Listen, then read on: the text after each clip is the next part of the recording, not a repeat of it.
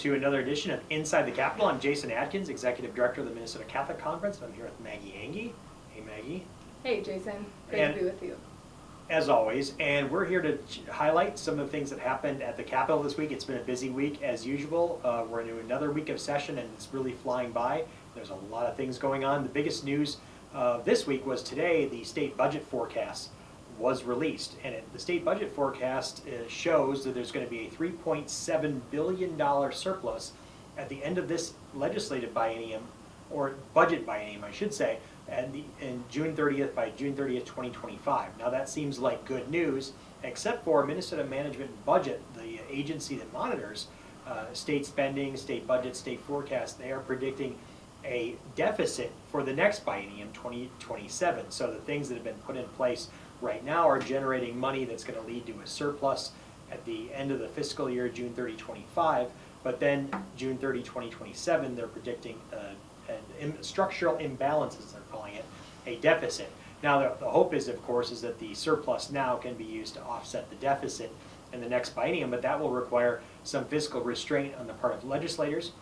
So legislators are going to take this news today, and they're going to go back and see what they can spend money on, what kind of supplemental budgets they can and cannot create. There's going to be a lot of debate about that between now and May 20th when the session ends. There's some one-time money available for a few projects, and of course they need to do a bonding bill, which can be financed either by debt or using some of this surplus. So a lot of interesting debates around money. My prediction is not a lot of things are going to pass, big spending items, more small one-time things or things that have very small price tags. Maggie, you've got one item that might make it over the finish line this year. Yeah, we submitted testimony today for a bill that's being carried by Senator Rest. She's the chair of the Senate Tax Committee. And it's very simple. It just adds safety storage devices for firearms to the sales tax exemption list for our state. So these safety devices would be exempt from state sales tax, a very low cost. It would cost our state about $30,000 per year ongoing, so not a huge amount. And when we're talking about a deficit or things coming in the future, $30,000 is about a drop in the bucket, so we're hoping that one can pass. One of the reasons we supported this legislation was there's a lot of accidents that happen from firearms and unintended situations that come about. A few stats: 37% of gunshot injuries in the United States are from accidental shootings. And over a 10-year period from 2009 to 2018, for children, about 279 children were killed or injured due to accidental firearm usage. So we're hoping that by locking these up, by having the necessary safety devices, and making it easier for people to be able to purchase those with a sales tax exemption, we can maybe hopefully prevent some of these accidental injuries. Using the carrot instead of the stick approach, right, and incentivizing people to behave responsibly. And that's really been our approach to gun violence bills and gun safety bills, is let's connect gun safety legislation to real problems, not taking an ideological approach to it, and at the same time connecting rights with responsibilities. Those are a hallmark of some of our approach to gun legislation over the years, and as a lot of the new gun bills are being debated again this year at the Capitol, that approach is paramount, focusing on real problems and real deaths and real injuries and the source of those, and at the same time connecting rights and responsibilities. And the sales tax exemption, a great way to induce people to exercise responsible gun ownership. So thanks for that, Maggie, and thanks for testifying on that piece of legislation. Another couple of really interesting things and challenging issues. Today at the Capitol and the House Judiciary Finance and Civil Law Committee, there was a testimony there was an amendment to the Department of Human Rights policy bill to include an exemption for religious organizations and faith-based schools to be protected from claims of gender identity discrimination. Now, that had long been the law in Minnesota since the adoption of sexual identity, sexual orientation and gender identity rules in 1993, but there was a balance for religious freedom. So broadly speaking, discrimination based on sexual orientation and gender identity and the basic necessities of life and in public accommodations was banned, but there were protections for faith-based institutions who held different views and traditional views about sexual identity. That exemption was removed in what we thought was an oversight last year, and a number of faith groups, including the Minnesota Catholic Conference, Muslims, Jews, Mormons, Protestants of various stripes, all kinds of folks came together to support this exemption. The A2 simply restores the religious exemptions in the MHRA that protect religious organizations and faith-based schools against claims of gender identity discrimination when those claims would force those religious organizations to violate their conscience, to violate their views, their religious views on those very sensitive and difficult questions. Representative Harry Niska offered the amendment today, and I would say it was shot down in committee would be the I think that's accurate. the succinct way of saying it. Generated a lot of debate, more heat than light, I would say. And so we'll continue to talk to legislators about restoring that. But troublingly, it says a lot about perhaps the intentions of some with regard to the Equal Rights Amendment, which we've talked about on this show as well. Exactly. Can you give us a scenario, Jason, of what would fall under this? Why do we need that exemption? Explain that for people. So it's important that faith-based organizations be able to, for example, hire and identify teachers and ministers according to their value. Madam Chair and member of the committees, my name is Zahir Babar, and I'm the president of the Islamic Center of Minnesota. Good morning, everyone. I am Yen Fasano. I'm the associate director here for the Archdiocese of St. Paul and Minneapolis. Dan Beckering, head of school at Southwest Christian High School in Chaska. We have 500 students in our high school. We can respect all people while still allowing faith-based organizations to choose their leaders and teachers according to their missions and values. I'm asking you to support the A2 amendment to restore the religious exemption for the religious organizations and faith-based schools. Faith-based institutions like my school cannot accomplish their mission if they do not have the autonomy to make governance and hiring decisions that are firmly aligned with their religious beliefs. These rights have always been protected by the U.S. and Minnesota constitutions and should be reflected in the Minnesota Human Rights Act. You know, who forms their students, who forms people in their community, what values can a community impart to its people, how can it uphold its values? You know, we talk about Catholic schools, for example. Catholic schools go out and serve people not because they're Catholic, but because we are. We serve in mission. We want to help based on the preferential option for the poor.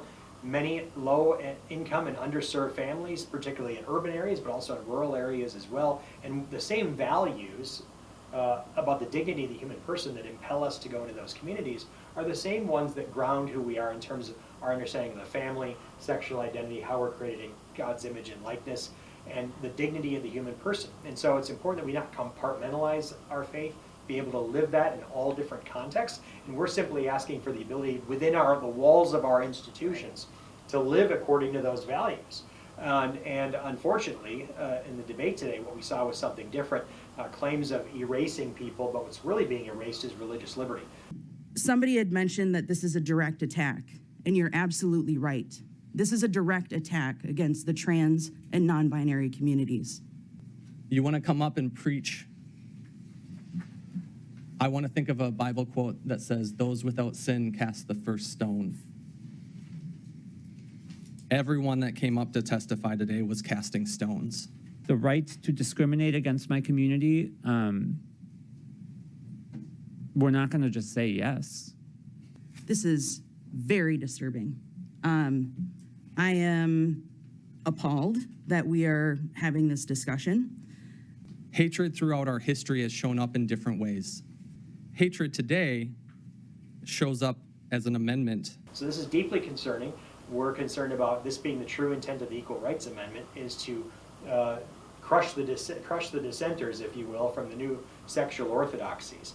And so we're going to be watching that and talking to people more about it and raising awareness, as Maggie has been doing around the Capitol and in the public and in our Catholic community. So more to come on that very, very troubling issue.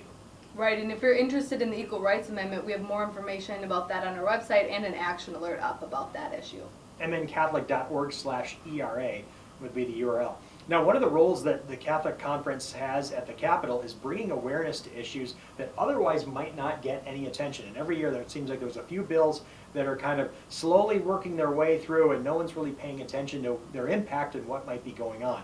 Last year it was the captive audience bill. This year I think it's the commercial sale of human remains, which a ban on that, which sounds great on its face. Like, We don't think that the dignity of the human person should be violated by selling the remains of people. We believe in organ donation, and you can donate your remains to science and things like that. We believe in organ transplants and those sorts of things, but that's a donation. It's not commodifying the human person, whether alive or dead.